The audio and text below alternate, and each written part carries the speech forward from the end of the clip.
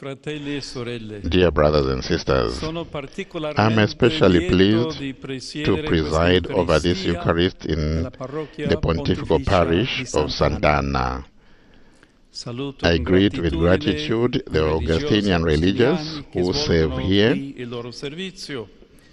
in particular the parish priest, Father Mario Miladi, as well the new Superior General of the Order of St. Augustine.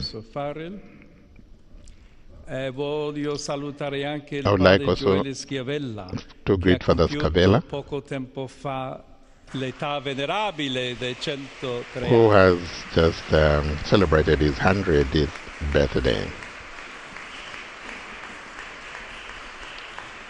A milestone indeed, 100 years.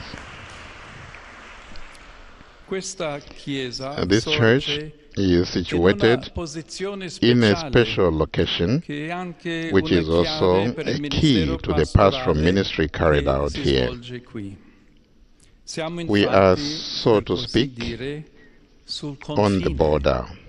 In front of the Porta Sant'Anna, many who enter and exit the Vatican City pass through the gates of Porta Sant'Anna. Some pass through for work, some guests or pilgrims, some in haste, others with anticipation or serenity. May each one experience that there is here open doors and hearts for prayer, listening, and charity.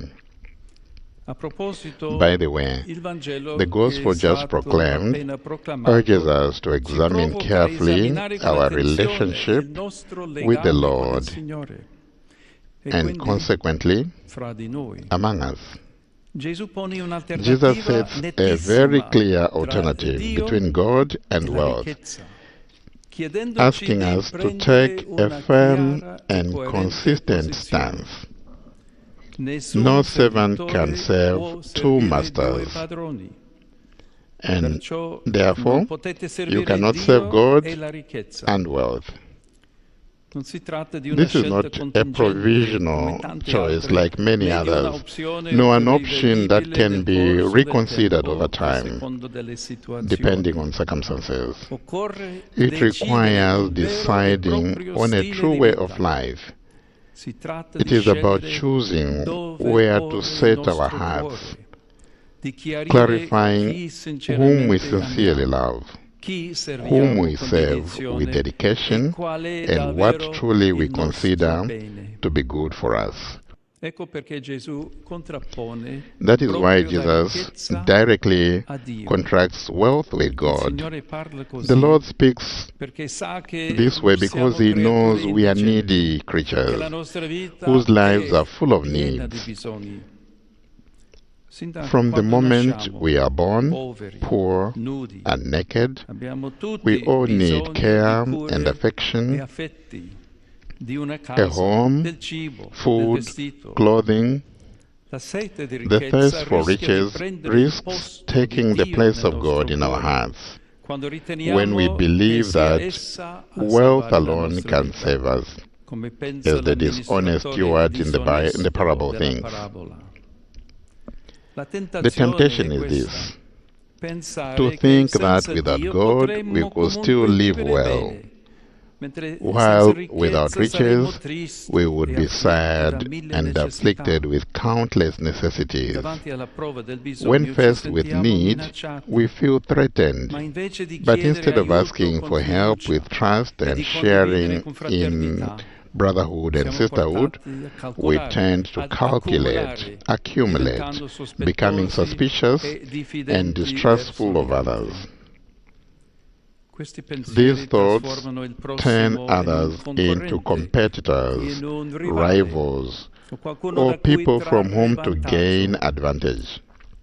The prophet Amos warns those who seek to make wealth a tool of dominance or are eager to buy the needy for silver and the poor for a pair of sandals, exploiting their poverty. Conversely, God intends the goods of creation for all.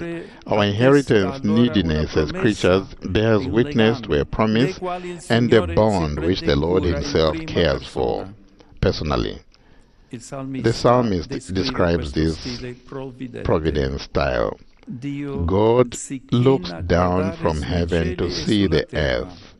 He raises the weak from the dust, lifts the poor from the ashes heap. This is how a good father acts always and towards everyone, not only towards those who are poor in earthly goods, but also towards the spiritual and moral misery that afflicts both the powerful and the weak, the impoverished and the rich. Indeed, the word of the Lord does not pit people against each other in rival classes, but urges everyone towards an inner revolution, a conversion that begins in the heart. Then our hands will open to give, not to grab. Our minds will open to plan a better society, not to seek deals at the best price. As St. Paul writes, I urge then, first of all, that petitions, prayers, intercessions, and thanksgiving be made for all people, for kings, and for those in authority.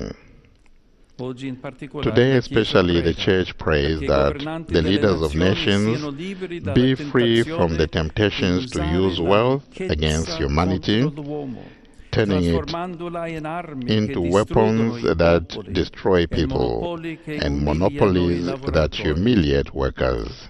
Those who serve God becomes free from wealth, but those who serve wealth remain slaves to it.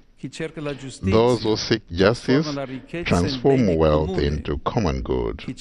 Those who seek domination turn the common good into prey for their greed. The scriptures shed light on the attachment to material goods, which confuse our hearts and distort our future. St. Augustine, dear brothers, I thank you because in various ways you help keep the community of this parish alive, and you also exercise generous apostolic work. I encourage you to persevere with hope in a time seriously threatened by war. Entire people are today crushed by violence and even more by shameless indifference, which leaves them to a destiny of misery. In the face of these tragedies, we do not want to be complacent, but to proclaim with words and deeds that Jesus is the Savior of the world. He also frees us from every evil. His Spirit transforms our hearts so that, nourished by the Eucharist, the greatest treasure of the Church, we can become witnesses of charity and peace.